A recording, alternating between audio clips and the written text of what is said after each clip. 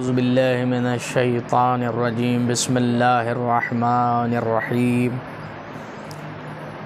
آغاز ہو رہا ہے کربلا کی کہانی کا۔ عجیب داستان ہے کربلا کی۔ جو پانی پیتے رہے وہ مر گئے، جو پانی پیتے رہے وہ مر گئے، جو پیاسے رہے وہ آج تک زندہ ہیں۔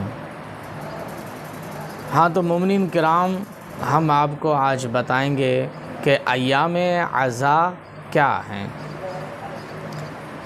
ایام عزا تب سمجھ میں آئیں گے جب ایک کہانی جو سچی کہانی ہے، قرآنی کہانی ہے اور تاریخ میں محفوظ کہانی ہے، جب وہ سمجھ میں آ جائے گی تو ایام عزا بھی سمجھ میں آ جائیں گے۔ وہ کون سی کہانی ہے، آپ ذرا توجہ کیجئے گا۔ وہ کہانی یہ ہے کہ اللہ تبارک و تعالی کا دین ہے، جس دین کو اسلام کہتے ہیں، اور جو اس دین کو مانے اور اس دین پر چلے اسے مسلمان کہتے ہیں۔ دین اسلام کا تذکرہ قرآن مجید کے اندر موجود ہے۔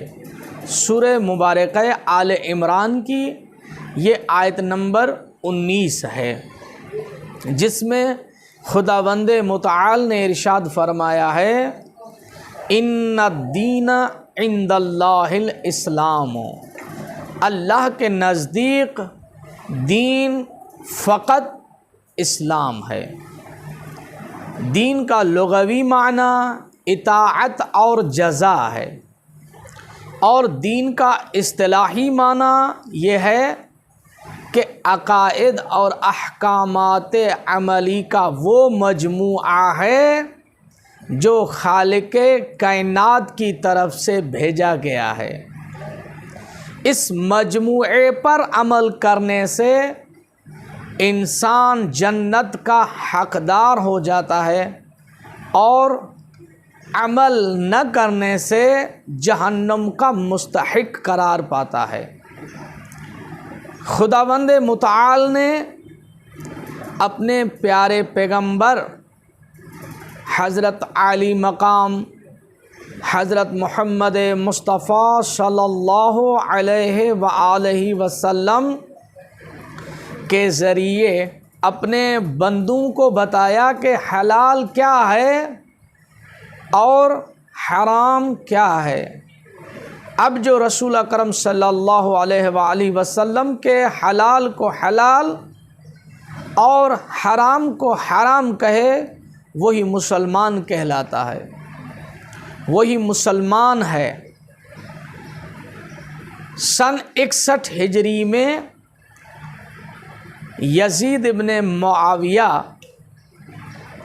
نے خلافت سنبھالی، اور خلافت پر آنے کے بعد تاریخ نے جو اس کے کارنامے لکھے ہیں،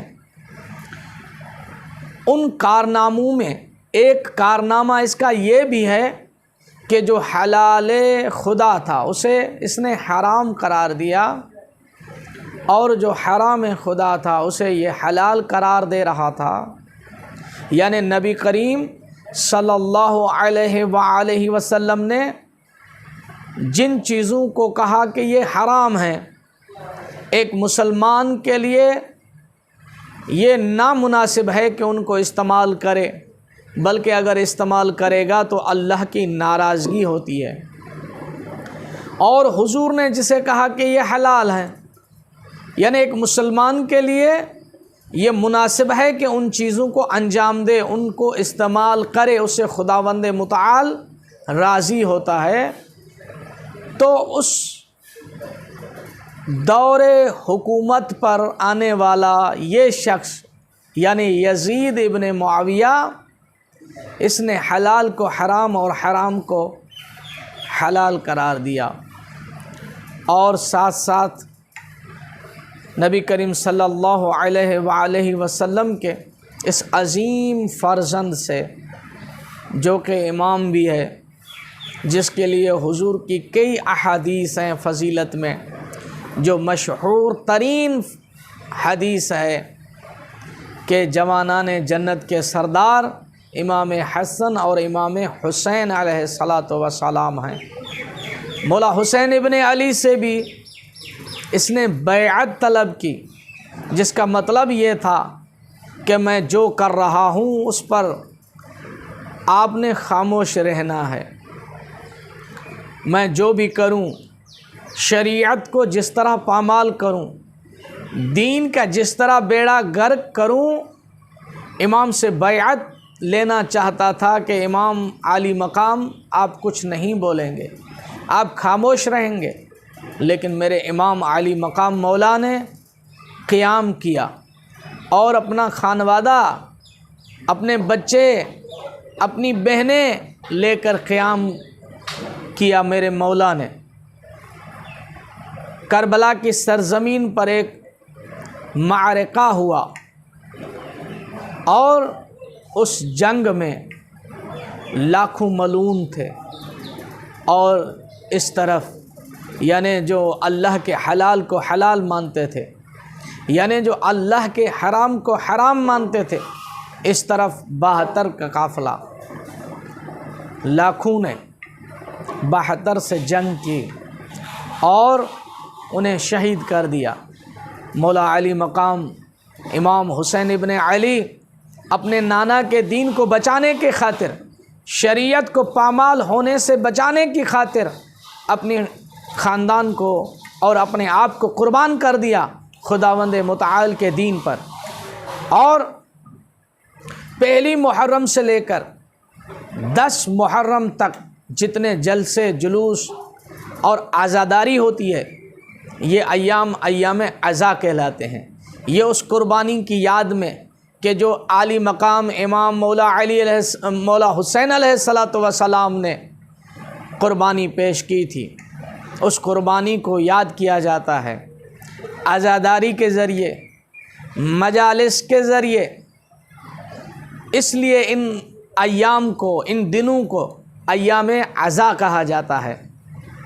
اور یہ ایام عزا کا سلسلہ نہ صرف پہلی محرم سے 10 محرم تک ہوتا ہے، بلکہ ماہ سفر کا یہ جتنا بھی دورانیہ ہے، ماہ سفر کے جتنے بھی دن ہیں، یہ بھی ایام عزا کے زمرے میں آتے ہیں۔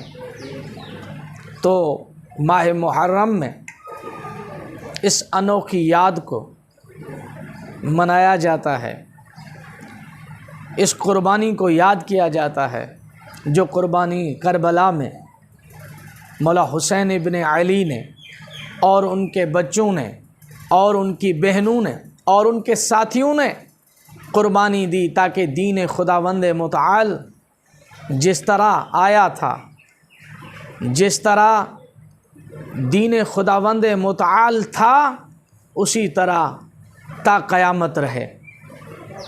تو میرے مولا کی یہ قربانی کبھی بھی نہیں بھلائی جا سکتی اور کوئی اسے بھلا نہیں سکتا، کیونکہ اللہ کے دین کو بچایا حسین نے اور میرے مولا کے ذکر کو بلند کیا ہے خداوند متعال۔